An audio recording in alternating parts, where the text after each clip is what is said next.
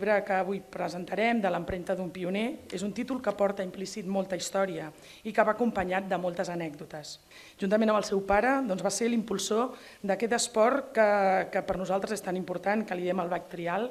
En 30 anys de passió per la bicicleta ha acumulat 20 títols mundials, que es diu molt ràpid, 4 europeus, 18 estatals, un campionat americà, 4 rècords del món i 3 Guinness.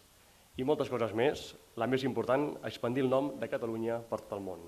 És un reconeixement a la persona, a l'esportista i a la persona que, com dic, ha sigut capaç de transmetre no només uns valors amb la seva feina del dia a dia, sinó a més, que ens ha projectat internacionalment, que és un d'aquells aspectes que l'esport també té. En el libro se muestra cómo el señor Oppi, a través del deporte Bike Trial, ha desarrollado una relación muy especial con Japón y se ha convertido en un verdadero amigo. Y en este caso, la preocupación por los damnificados del señor Oppi demuestra con creces que es verdadero amigo del Japón. All sports are good, that's why I'm in it.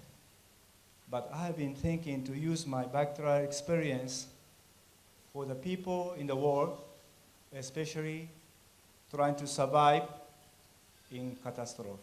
Bé, doncs és important veure que hi ha gent jove que hi creu en el país i que fa coses, i que posa el coll, i que té èxit, enteneu? I aleshores això ho hem d'explicar, perquè això és una cosa que, a part del seu èxit, és una cosa que dona moral, ha de poder donar moral. Aquest llibre no ha estat escrit per quedar bé, ni per crear polèmica, sinó és un llibre que reflecteix tant lo bo com lo dolent dels 30 anys de la meva carrera esportiva. Un esport nascut a Catalunya, per més de 40 països, un esport que és una lliçó de vida i que té algunes qualitats extraordinàries. La meva vida no s'entén sense el Japó.